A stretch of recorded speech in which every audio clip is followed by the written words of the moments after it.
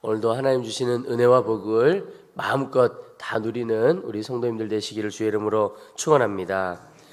여러분, 하나님은 공평하신 하나님이신 것을 믿으십니까? 하나님 공평하신 분이십니다. 그 말은 한 사람 한 사람, 우리 모든 사람에게 하나님께서 하늘의 신령한 복을 다 예비하고 부어주고 계시다라고 하는 뜻입니다. 햇빛이 비추면 모든 사람에게 비추듯이, 또 비가 내리면 모든 사람에게 비가 내리듯이 하나님의 예비하신 그 하나님의 놀라운 은혜가 모든 사람에게 부어지고 있습니다. 복이 누구에게나 다 예비되어 있다는 뜻이죠. 그런데 우리가 인생을 다른 사람들과 이렇게 살펴보다 보면 정말 저 사람은 하나님께서 사랑하시고 복 주시는 사람이야, 이렇게 느껴지는 사람도 있고, 저 사람은 똑같이 하나님을 믿는 것 같은데 하나님의 복이라고는 찾아보기가 어렵다, 이런 사람들도 있습니다. 사람마다 하나님은 공평하시다고 그러는데 우리가 누리는 하나님의 복이 서로 차이가 있는 것처럼 느껴집니다. 그것은 하나님께서 우리에게 주시는 복의 차이가 있는 것이 아니고 우리의 삶의 차이가 있는 겁니다. 오늘 말씀해 보면 복을 누리는 사람, 누리지 않는 사람이 있는데 복을 누리는 사람의 특징이 설명되고 있습니다. 1절에 할렐루야, 여호와를 경외하며 그의 계명을 크게 즐거워하는 자는 복이 있도다 그랬습니다.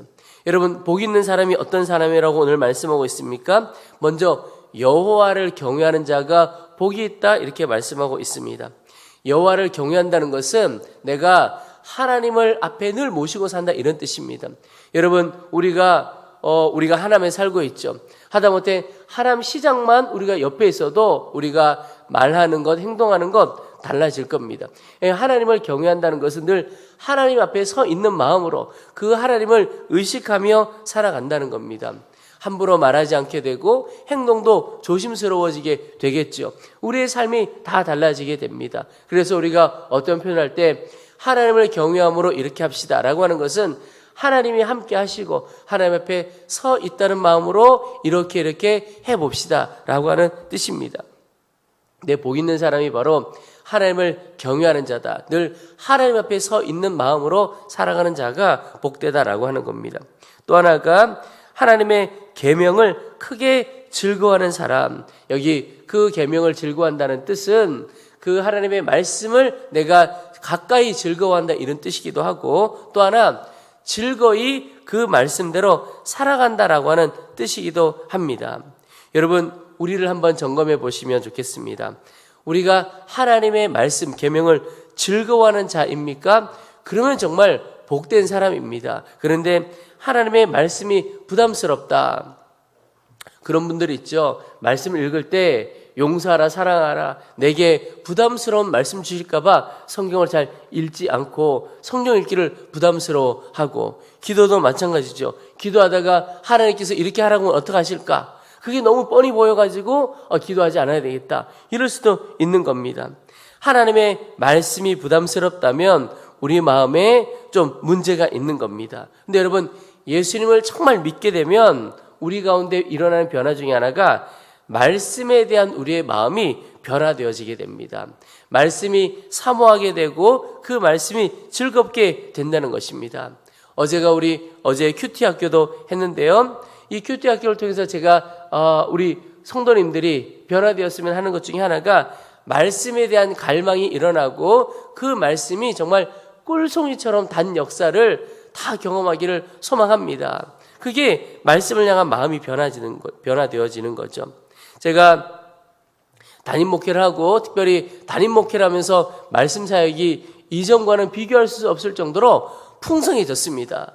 우리 먼저 분리개척 하신 목사님 한 분이 그런 표현을 재밌게 하시더라고요. 숟가락만 놓으면 설교 준비한다, 이런 표현을 하시더라고요.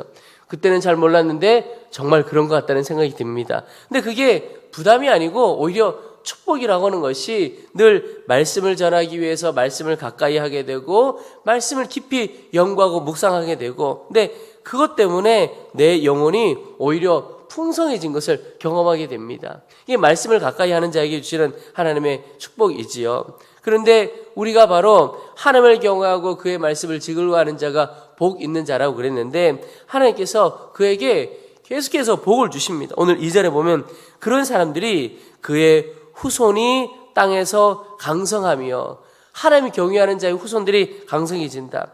3절에 부와 재물이 그의 집에 있으며 하나님의 부요함이 그 가운데 있게 된다라고 하는 거죠. 놀라운 축복입니다. 근데 사실 여러분, 하나님을 경외하는 것과 그의 계명을 즐거워하는 것은 사실 하나입니다. 그분을 만나는 것을 즐거워하고 그의 말씀을 즐거워하고 말씀대로 살아가는 것을 즐거워하는 거죠. 여러분, 하나님께서 그에게 놀라운 축복을 주시는데 그것이 다가 아니라는 것입니다. 삶에 계속해서 놀라운 은혜와 복을 주시는데 오늘 2절에 보시면 그의 후손이 땅에서 강성하며 정직한 자들의 후손에게 복이 있으리로다. 4절에도 정직한 자들에게는 흑암 중에 빛이 일어나나니. 여러분, 복 있는 사람, 하나님을 경외하고 말씀을 가까이 하는 사람이 이렇게 변화되는데 그 삶의 모습들이 어떠하냐? 바로 정직한 사람, 의로운 사람이 된다는 겁니다. 여러분, 하나님을 경외하는 사람은 하나님 앞에 서 있다, 이런 표현을 썼는데요. 하나님 앞에 서 있는 사람은 정직하게 살아갈 수밖에 없습니다. 하나님은 빛이십니다. 어둠이 없습니다. 하나님의 빛 대신 하나님 앞에 서면 우리가 다 밝히 드러나기 때문에 정직하게 살아갈 수밖에 없고, 또 6절에 의인은 영원히 기록되리로다. 의롭게 살아가게 됩니다. 여러분, 오늘 우리가 정말 복받고 복을 누리는 사람인가 점검해 보시면 좋겠습니다. 그 첫 번째가 바로 정직하고 의로운 사람이 되는 것인가. 두 번째는 바로 베풀며 사는 인생인가 하는 것입니다. 5절에 보면 은혜를 베풀며 꾸어주는 자는 잘 되나니 그 일을 정의로 행하리로다 그랬습니다. 여러분, 우리 모든 성도들과 우리 교회가 정말 많이 나누며 베풀며 사는 인생, 또 그런 교회 되어지기를 소망합니다. 여러분, 부자 다 되기를 축복합니다. 그런데 진짜 부자가 어떤 사람인가, 어떤 인생인가를 알아야 합니다. 여러분, 부자는 세상 사람들은 많이 가진 사람을 부자라고 여깁니다. 근데 성경은 많이 가진 자가 부자가 아니라 많이 흘려보낸 사람을 부자라고 합니다. 그러니까 하나님 앞에 가서 평가를 받을 때 하나님은 네가 그 땅에서 얼마나 많이 벌었느냐, 얼마나 많이 가졌느냐, 그건 보지 않고 얼마나 너를 통하여 흘려갔느냐, 얼마나 많이 베풀었느냐, 그것 보시는 겁니다. 여러분, 주 안에서 진짜 부자 되시기를 축복합니다. 누가복음에 보면 주라 그리하면 너에게 줄 것이니 곧 후히 되어 누르고 흔들어 넘치도록 하여 너희에게 안겨주리라 그랬습니다. 그러니까 받는 것보다 주는 것이 훨씬 복되고 하나님께서 주는 자에게 계속해서 은혜를 베풀어 주신다는 것입니다. 저는 저희 성도들과 우리 교회가 그런 면에서 더욱 부자 되기를 소망하는 것입니다. 여러분, 우리를 통하여 하나님의 은혜와 복이 많은 사람들에게 더 놀랍게 흘러가기를 소망합니다. 근데 어떤 사람이 그렇게 베풀며 또 은혜의 통로가 될 수 있는 것인가? 하나님을 정말 믿는 사람입니다. 네, 하나님이 어떤 분이신가? 하나님은 우리의 아버지가 되시고 풍성하신 하나님 아버지라는 것을 믿는 겁니다. 그러니까 내가 사람들에게 흘려보내도 내 아버지 손에는 너무나 많이 있습니다. 여러분, 내가 가진 것이 이것밖에 없다고 생각하는 사람은 흘려보내기가 쉽지 않습니다. 이것 놓치면 다 없는 건 줄로 아는 거죠. 그런데 나는 이거 다 흘려보내도 나에게 더 있어. 하나님 아버지에게 너무나 놀라운 것이 있어. 이걸 믿는 사람은 흘려보낼 수 있는 믿음을 갖게 되는 거죠. 제가 교회 학교도 섬겨보고 우리 아이들을 보니까요, 부모님의 사랑을 충만히 받는 것, 풍성하게 받는 것 참 중요하다고 느껴지는 것이, 아이들을 보니까요, 부모님으로부터 아낌없이 사랑을 받고 또는 할머니, 할아버지로부터 아낌없이 사랑을 받는 아이들의 특징이 있는데 누군가에게 아낌없이 잘 준다는 겁니다. 아이들 중에 이거밖에 없어 그러면 이거 막 목숨처럼 붙들고 사는 거예요. 그런데 너무나 충만한 은혜를 받고 사랑을 받아요. 집에 가면 늘 내게 따로 마련되어 있고, 그죠? 나눠주기가 너무 쉬운 겁니다. 베풀며 사는 겁니다. 제가 참 사랑하는 선교사님 한 분 계신데 지금 중국에서 사역을 하고 계세요. 한국에서 같이 사역을 할 때 같이 이분과 맛있는 것을 먹으러 간다든지 뭐 이럴 때 같은 식탁에서 밥을 먹으면 너무 감사하고 기쁘더라고. 왜냐하면 이분은 천천히 드시고 잘 안 드세요. 왜 그런가 봤더니 입맛이 없나 그게 아니고 이분이 위로 누님이 네 분이시고 여동생이 둘이고 그리고 그 집안에 아들 혼자예요. 그리고 얼마나 귀한 아들입니까? 자랄 때 이야기를 들어보니까 밥을 먹는데 이 엄마와 지금은 그러면 절대 안 되죠. 엄마와 누나 여동생은 저쪽 구석에서 먹고 본인과 아버지와 큰 상에서 같이 나눠 먹고 뭐 이런 겁니다. 아버지가 어디 갔다 오면 옛날이죠. 이렇게 카스테라 같은 거 사오면 이 선교사님은 아들이라고 카스테라 그 위에 빵을 먹고 그 여동생 둘 얼마나 먹고 싶겠습니까? 그 카스테라 싸고 있었던 종이에 묻어있는 그 빵 그걸 이렇게 뜯어 먹고 그래서 그 여동생들은 상처가 많았지만 나중에 하여튼 예수님에서 잘 회복이 되었지만 이 선교사님은 늘 자기께 딱 예비되어 있는 겁니다. 늘 아무리 뭐 바쁘고 어렵고 그래도 내게 항상 예비되어 있는 거예요. 그러다 보니까 저희하고 같이 식사를 하는데 저희는 그렇게 살지 못한 우리 몇 분이 있었거든요. 그런 분들은 있으면 일단 먹고 이야기를 해야 되는데 이분은 그냥 다 이야기하시면서 천천히 드시고 그래서 같이 식사하면 저는 참 기쁘고 감사하더라고요. 마음껏 먹을 수 있어서. 근데 그분 보면서 사랑을 그렇게 충만히 받으니까 여유가 있는 거예요. 흘려보낼 수 있는 여유, 베풀 수 있는 여유가 있는 거죠. 근데 영적으로 보면 하나님이 우리의 아버지가 되시고 하나님 안에 놀라운 풍성함이 여전히 있다고 믿는 사람은 나누며 베풀 수가 있는 겁니다. 내 손에는 지금 없지만 하나님 아버지 손에 너무나 놀라운 것이 있고 하나님의 것이 곧 나의 것이고 아들도 아끼지 않고 우리에게 내어주신 분이 무엇을 더 주시지 않겠는가? 그거 정말 믿는 사람, 나누는 사람이 되죠. 근데 그 사람이 주 안에서 더욱 복된 사람이 된다라고 하는 겁니다. 여러분, 내가 복된 사람인가? 나는 나누고 흘려보내는 사람인가? 살펴보시기 바랍니다. 또 하나가 두려움이 없다라고 하는 겁니다. 오늘 6절에 보면 그는 영원히 흔들리지 아니하며 7절에 그는 흉한 소문을 두려워하지 아니하며 8절에 그의 마음이 견고하여 두려워하지 아니할 것이라 그랬습니다. 여러분, 하나님께서 복 주시는 사람, 복을 누리는 사람은 인생을 살아가며 두려움이 없어진 사람입니다. 여러분들이 성도들에게 있어서 가장 어렵게 느껴지는 것 하나가 하나님의 말씀대로 정말 살아갈 수 있을까? 교회 안에서는 그렇다 칠 수 있는데 세상 가운데서도 정말 직장에서도 하나님의 말씀대로 살아갈 수 있을까? 사업을 하는데 정말 하나님의 말씀대로 사업하면 괜찮을까? 사실 많은 성도들이 두려움을 가지고 있습니다. 어떤 두려움을 가지고 있습니까? 하나님의 말씀대로 살아가면 망하지 않을까?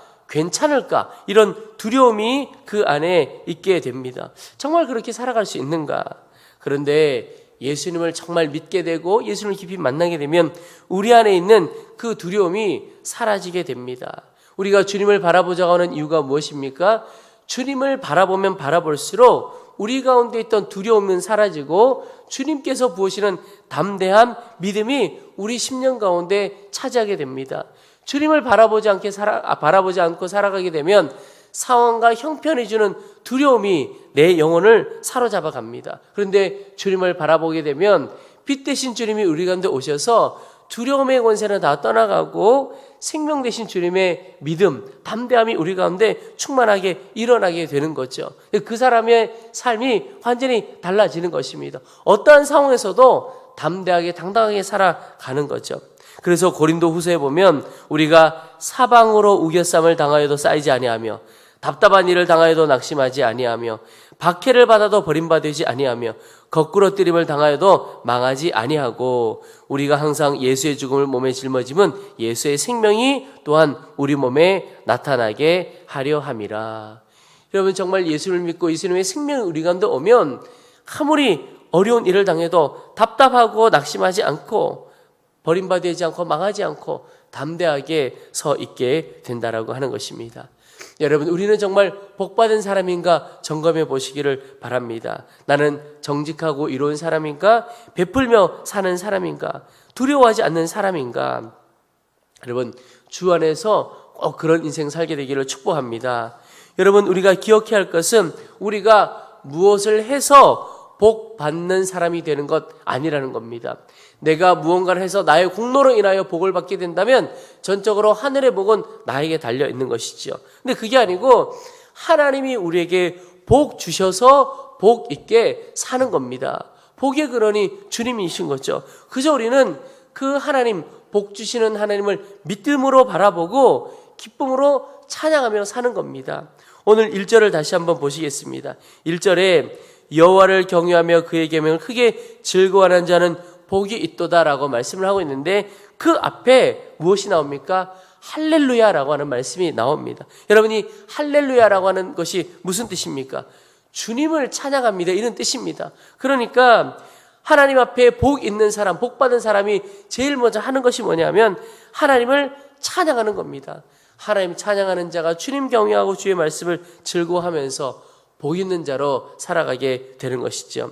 여러분 오늘 하루 나는 이미 복 받은 자야 라고 하는 믿음으로 찬양하며 하나님 주신 놀라운 복을 다 누려가게 되기를 축복합니다. 여러분 다른 사람 부러워할 것 없습니다. 저 사람은 하나님이 참 사랑하시나 봐. 나는 그렇지 않나. 이게 절대 아닌 겁니다. 그 사람을 사랑하는 것만큼 오히려 그 누구보다도 하나님은 우리를 사랑하십니다. 하나님의 사랑이 사람마다 n분의 1로 나누어지는 것 아닙니다. 하나님은 그 한 사람만 이 땅에 있는 것처럼 전심을 다하여 사랑을 부으시는 분이십니다. 우리가 믿음으로 그 하나님의 사랑을 누려가는 것입니다. 하나님의 은혜와 복을 이 땅에서 마음껏 남김없이 다 누리는 우리 사랑하는 성도들 되시기를 주의 이름으로 축원합니다.